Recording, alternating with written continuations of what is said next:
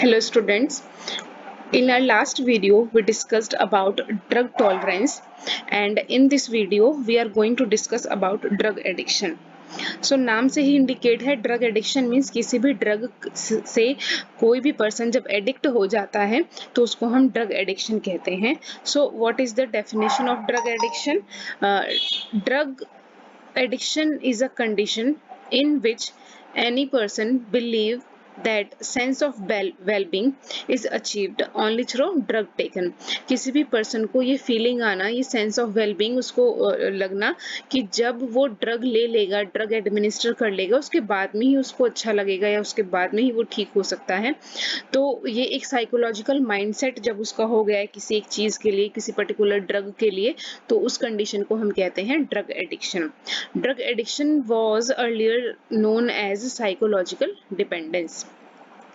What are the causes of drug addiction? So causes are biological, individual biology, family factors, and the social environment. And what are the symptoms of the drug addiction? Isolated means वो सबसे दूर दूर रहेगा, negative activities वो करेगा, attention, drop in attention. So किसी भी चीज को, किसी भी एक्टिविटी के लिए वो इतनी अटेंशन के साथ में नहीं करेगा. परफॉर्मेंस का डिक्रीज हो जाना, loss of control and attempt to get more drug और the money. So these are the symptoms of drug addiction. अगर कोई भी पर्सन में ये सिम्टम्स दिखते हैं तो it may be the symptoms of drug addiction. Now what are the treatments or prevention of drug addiction? Find out cause कि वो ऐसा क्यों कर रहा है, उसकी बॉडी में ऐसे क्या चेंजेस आ रहे हैं. तो find out cause with the help of medicines it can be overcome, or rehabilitation. So these are the treatment or prevention of drug addiction. Now in next slide we are going to discuss about tachyphylaxis. So as I told you that in last video we discussed about drug tolerance. Drug tolerance क्या था कि जब भी हम किसी drug को longer duration of time के लिए ले रहे हैं और एक सर्टेन स्टेज पे आके हमारी बॉडी उस ड्रग के लिए टॉलरेट हो गई है, टॉलरेंस उसने कॉज कर दी है. इसका मतलब कि जब हम पहले उस ड्रग को 500 mg पे ले रहे थे और वो अपना फार्माकोलॉजिकल रिस्पॉन्स शो कर रहा था ड्रग, अब इतना रिपीटेड डोज लेने के बाद में for longer duration of time अब वही ड्रग, वही सेम फार्माकोलॉजिकल रिस्पॉन्स हमें हायर डोज पे शो होगा बॉडी में. So it was known as drug tolerance.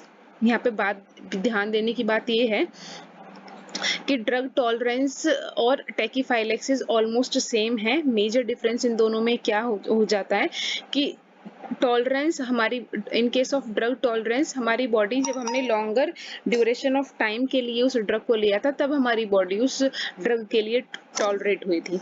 But in case of टैकीफाइलेक्सिस हमारी बॉडी उस पर्टिकुलर ड्रग के लिए with in shorter duration of time, बहुत ही शॉर्ट इंटरवल में उस ड्रग के लिए एडिक्ट हो जाती है.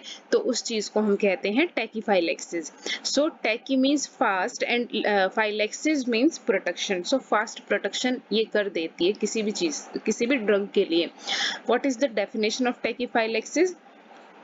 Rapid development of tolerance. जैसे कि मैंने आपको भी बताया था कि ड्रग टॉलरेंस में रैपिड डेवलपमेंट नहीं हुआ था, मींस बहुत जल्दी हमारी बॉडी उस ड्रग के लिए टॉलरेट नहीं होती, काफी टाइम उसने लिया था अपना बॉडी को टॉलरेट करने के लिए उस ड्रग के लिए.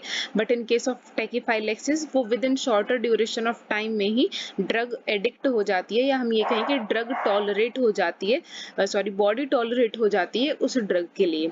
सो it is the rapid development of tolerance when same drug is administered repeatedly in short intervals. Short interval में ही उस ड्रग का एडिक्शन हो जाना या डिपेंडेंस हो जाना उस ड्रग पे, सो उसको टैकीफाइलेक्सिस कहते हैं. इसीलिए इसको हम क्या कहते हैं, एक्यूट टॉलरेंस भी कहते हैं. एक्यूट मीन्स शॉर्टर इंटरवल में इंटॉलरेंस कर देना. Examples of tachyphylaxis is ephedrine, amphetamine और tyramine.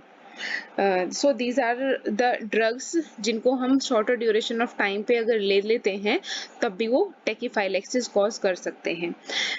Next point is it cannot be overcome immediately by increasing the dose of the drug. So जैसे कि ड्रग डिपेंडेंस में हमने पढ़ा था कि अगर हम ड्रग के डोज को इंक्रीज कर दें तो हमें पहला वाला फार्माकोलॉजिकल रिस्पॉन्स मिल सकता है अगर हम ड्रग की डोज को इंक्रीज कर देते हैं तो. बट इन केस ऑफ टैकीफाइलेक्सिस ऐसा नहीं होता है कि अगर हम बॉडी क्या हो गई, बॉडी डिपेंडेंस हो गई है उस डोज के लिए, बट अगर हम डोज को इंक्रीज कर दें तो भी हमें वो response in case of tachyphylaxis नहीं मिलेगा जो कि हमें पहले मिल रहा था response.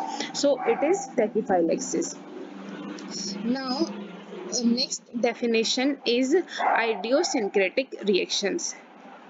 So what is idiosyncratic reactions? Idiosyncratic reactions means non-immunological hypersensitivity to a substance that may be drug in a specific individual without a connection to pharmacological toxicity. What does that mean? Idiosyncratic reactions हम ऐसे reactions को कहते हैं या idiosyncratic condition हम उस condition को कहते हैं. सपोज 50 वॉलंटियर्स को या 50 हेल्दी पर्सन को आपने कोई भी ड्रग दी, टेस्टिंग आप कर रहे हैं या क्लिनिकल ट्रायल हो रहे हैं और उन 50 इंडिविजुअल पे आपने ये ऑब्जर्व किया कि 2 से 4% लोग उसमें से ऐसे थे जिनको अलग ही तरीके के साइड इफेक्ट शो हुए जो कि और सब में नहीं शो हुए थे. तो उनकी बॉडी उस ड्रग के लिए अलग रिस्पॉन्स उसने शो किया. इसी चीज को हम, ऐसे ही रिएक्शंस को हम क्या कहते हैं? इडियोसिंक्रेटिक रिएक्शंस कहते हैं. So non immunological hypersensitivity उस ड्रग ने शो करी बॉडी के रेस्पेक्ट में. Hypersensitivity to a substance in specific individual, सब में ऐसा नहीं हुआ, कुछ स्पेसिफिक इंडिविजुअल में ही हमें ये देखने को मिला. Without connection to pharmacological toxicity, pharmacological toxicity से इसका कुछ कनेक्शन नहीं था, अलग ही वो रिएक्शंस या अलग ही वो इफेक्ट देखने को मिला in some specific individuals. So first point is individual abnormal drug behaviour. Drug का बिहेवियर हर इंडिविजुअल में एबनॉर्मल देखने को मिलेगा, that is idiosyncratic reaction. And next is usually congenital but can be acquired, means at the time of birth कि उसकी body ही ऐसी है कि उसने उस पर्टिकुलर ड्रग के लिए ऐसा रिस्पॉन्स शो किया. सो बाय बर्थ भी ऐसा हो सकता है, but in some cases it can be acquired कि बाद में ये चीज उसकी बॉडी में डेवलप हुई. सो इस चीज को हम कहते हैं या इस कंडीशन को हम कहते हैं idiosyncratic reactions. So it was all about today's video. Thank you.